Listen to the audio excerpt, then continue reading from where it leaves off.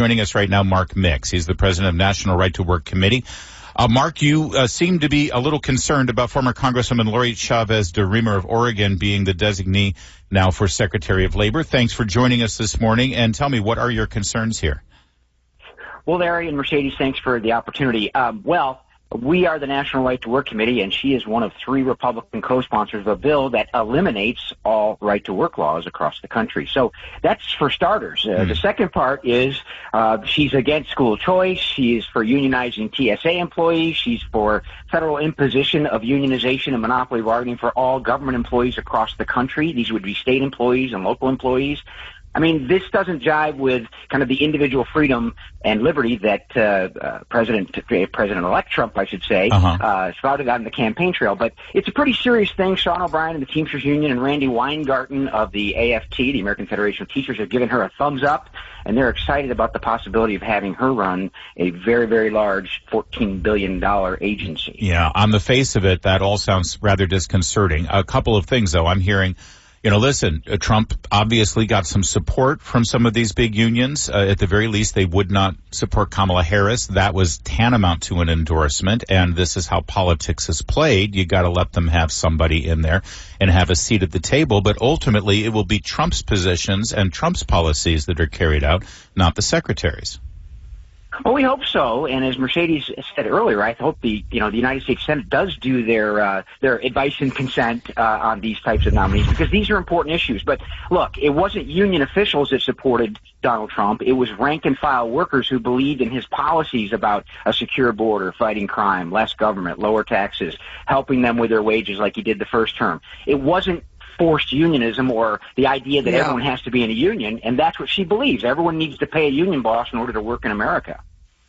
I got to tell you, Mark, I got several texts and calls on this nominee, very, very concerned about her getting this position.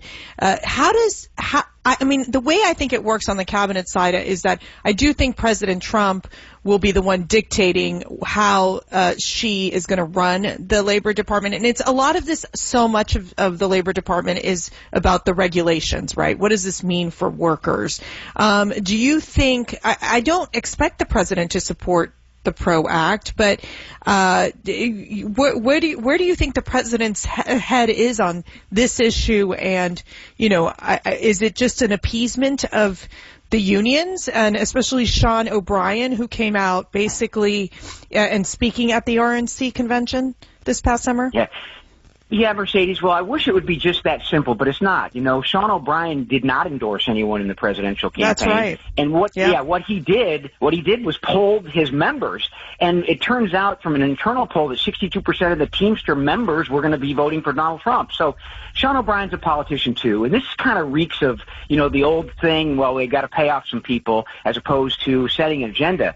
I mean, this nominee is going to be in charge of the agency that's trying to destroy the gig economy. I mean, Julie Su, the acting secretary in the Department of Labor, promulgated rules that said, look, if you're a photographer on the weekend or a musician or whatever, or an Uber driver or a Lyft driver, you now have to be an employee. And guess what? You can't unionize independent contractors, but you can unionize employees. So there's a lot going on here. Look, you're right, Mercedes. Trump will have his way, I'm sure. But the government's a pretty big operation, and little things like regulations matter. As we saw with the Matt Gaetz pick for Attorney General, some Republican senators let him know pretty quickly that he was not going to enjoy their support when it came to a floor vote. Mark Mix from National Right to Work Committee, you have a pretty good understanding of what's going on Capitol Hill. Do you think that there are some Republicans who might step up on this? Have you spoken to any of them? Can you tell us what this fight is going to look like? Well, I think Senator Cassidy, who's going to be the ranking or the chairman, of the Committee of Jurisdiction over this nomination, has already expressed his concern about this, saying that he needs to have some significant answers about her position on stopping Louisiana from having a right to work law. So I think a lot of that's happened. We've spoken with a couple of Senate offices. I think they'll do their job. I think they want to defer to the president. No question about that, Larry and Mercedes. But there are real questions that need to be asked about this, as personnel is policy, as you know. Personnel is policy. All right, we're going to leave it there, Mark Mix. But